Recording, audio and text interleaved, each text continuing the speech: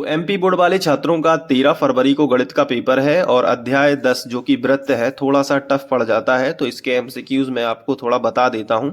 और ये मेरे पास स्पेशल बुक है, इसमें से मैं आपको बताऊंगा, इसी में से आपको एग्जाम में आ जाएगा। देखो, किसी बाह्य बिंदु से वृत्त पर खींची गई स्पर्श रेखाएं परस्पर होती हैं। तो वृत्त पर स्पर्श रेखाएं, जैसे मान लीजिए कि ये आपका वृत्त है और अगर बाहरी बिंदु से यानी बाहर से अगर हम स्पर्श रेखा खींचते हैं, यानी जो वृत्त को केवल स्पर्श करें, ये देखिए वृत्त को केवल स्पर्श करें, तो ये समांतर तो हो नहीं सकती, लंबवत नहीं हो सकती ये, लेकिन बराबर जरूर होती हैं। तो स्पर्श रेखाओं की लंबाइयां कैसी होती हैं? समान होती हैं। तो पहले का आप सा जरूर लगा के आइएगा, ठीक है। नेक्स्ट है कि किसी वृत्त के बाह्य बिंदु से अधिकतम कितनी स्पर्श रेखाएं खींची जा सकती हैं? 2022 में पूछा हुआ क्वेश्चन है, कितनी खींची जा सकती हैं? केवल 2।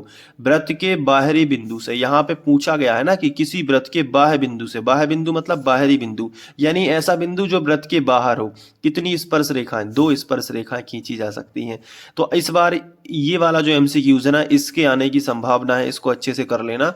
नेक्स्ट है कि यदि 60 अंश कोण पर झुकी 2 स्पर्श रेखाएं 3 मीटर त्रिज्या वाले वृत्त पर खींची जाती हैं, तो प्रत्येक स्पर्श रेखा की लंबाई क्या होगी? तो ये एक प्रकार का सवाल है। इसके लिए आपको बस कुछ नहीं करना है, इस तरीके से वृत्त बना लेना है। यहाँ पे बाहरी बिंदु, दोनों में स्पर्श रेखा इस तरीके से बना लेनी है। ये देखो स्पर्श रेखा बना ली। अब ये जो 3 मीटर त्रिज्या 3 सेंटीमीटर है ना, 3 सेंटीमीटर त्रिज्या वाला एक वृत्त है, तो यहाँ पे त्रिज्या ले लेना आप 3 सेंटीमीटर, और यहाँ पे जो कोण दिया गया है, यहाँ पे 60 अंश पर झुकी 2 स्पर्श रेखाएं। तो ये देखना कि यहाँ पे 60 अंश पे 2 स्पर्श रेखाएं झुका देना, तो इसको जब मिलाओगे इस तरीके से और ये भी इस तरीके से, तो 2 त्रिभुज आपको मिल जाएंगे। कितने त्रिभुज? 2 त्रिभुज। अब चूंकि ये लंबाइयां स्पर्श रेखाओं की बराबर होती हैं और ये भी दोनों बराबर हैं, तो ये कोण बिल्कुल बराबर होंगे। तो ऊपर भी 30 का हो जाएगा, नीचे भी 30 का हो जाएगा, ठीक है। 30 अंश का कोण यहाँ होगा और 30 अंश का कोण यहाँ होगा। आगे सवाल में आपको देखना है कि 3 सेंटीमीटर त्रिज्या वाले वृत्त पर खींची जाती है, तो प्रत्येक स्पर्श रेखा की लंबाई क्या होगी? देखो, यहाँ पे आप देख सकते हो कि ये स्पर्श रेखाएं आपस में कैसी होती हैं? बराबर होती हैं। तो आप इसे भी x मान सकते हो और इसे भी x मान सकते हो।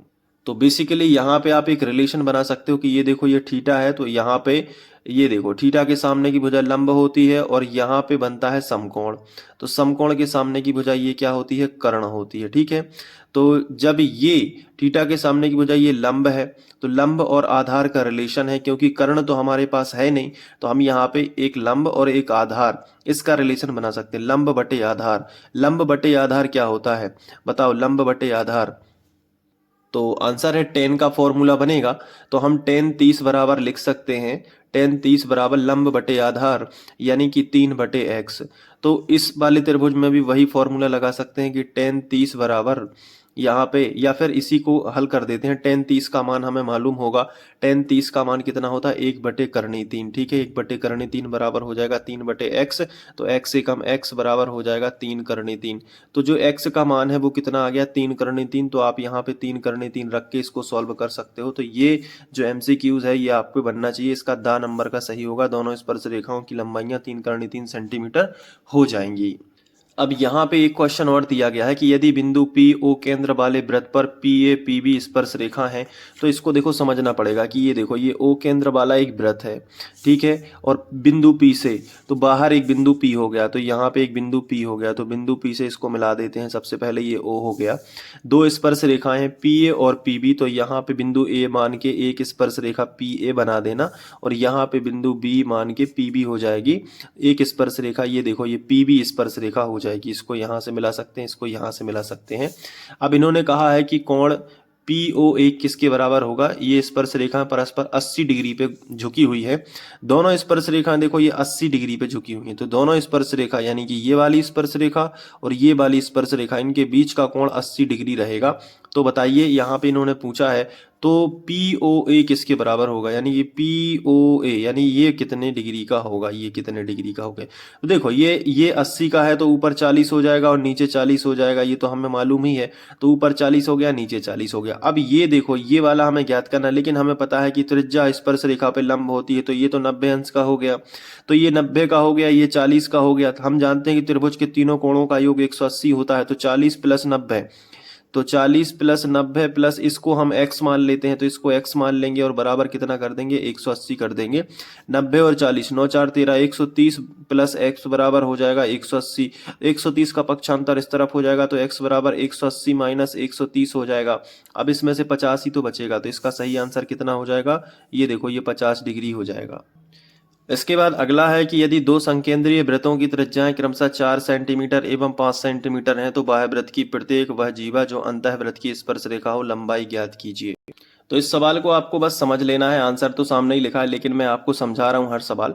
तो दो संकेंद्रीय वृत्त है, मान लेते हैं एक वृत्त ये है और दूसरा वृत्त इसके बाहर यहाँ पे बना लेते हैं, और इनकी त्रिज्याएं क्रमशः 4 सेंटीमीटर और 5 सेंटीमीटर हैं। तो पहला देखो 4 सेंटीमीटर और 5 सेंटीमीटर, तो बड़े वृत्त की मान लो 5 है, तो ये 5 हो गई, और ये त्रिज्या मान लेते हैं कि ये 4 हो गई। ठीक है, अब ये इस तरीके से हमने मान लिया। अभी यहाँ पे बोला गया है कि बाह्य वृत्त की प्रत्येक वह जीवा, तो बाह्य वृत्त की प्रत्येक वह जीवा, तो बाहरी वृत्त की एक जीवा जो अंतः वृत्त की स्पर्श रेखा यानी अंदर वाले वृत्त की स्पर्श रेखा हो, तो चलो इस तरीके से हम मिला देते हैं। तो ये वो जीवा हो गई जो अंदर वाले वृत्त को स्पर्श कर रही है।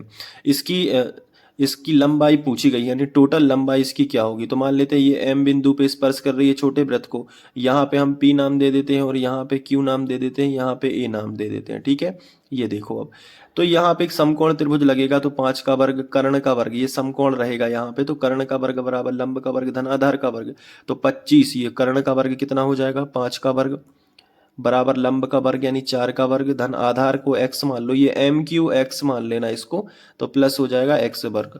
तो 5 का वर्ग कितना होता है 25 बराबर 4 का वर्ग 16 और प्लस कितना हो जाएगा x वर्ग, 16 का पक्षांतर, तो 25 माइनस 16 बराबर हो जाएगा x वर्ग। अब 25 में से 16 को घटाएंगे तो कितना बचेगा 9, 9 बराबर x वर्ग होगा, वर्ग घटेगा तो वर्गमूल आ जाएगा, तो अंडर रूट 9 आ जाएगा बराबर x आ जाएगा, तो अंडर रूट 3 यानी x की जगह पे 3 आ जाएगा। 9 का वर्गमूल 3 होता है तो 3 ये भी हो जाएगा, क्योंकि वृत्त की जीवा पे डाला गया लंब जीवा को समद्विभाजित करता है, तो 3 3 प्लस 6 हो जाएगा टोटल। तो इसका करेक्ट आंसर हो जाएगा 6 सेंटीमीटर, यानी 5 में का वादे को करेक्ट है। तो ये मैंने आपको बताया कुछ एमसीक्यूज। अब इसके बाद रिक्त स्थान भी मैं आपको बता दूंगा। पहले आप एमसीक्यूज की तैयारी जैसे मैंने बताई इस तरीके के सवाल आ सकते हैं, तो आप इनको जरूर अच्छे से कर लेना। ठीक है, थैंक यू।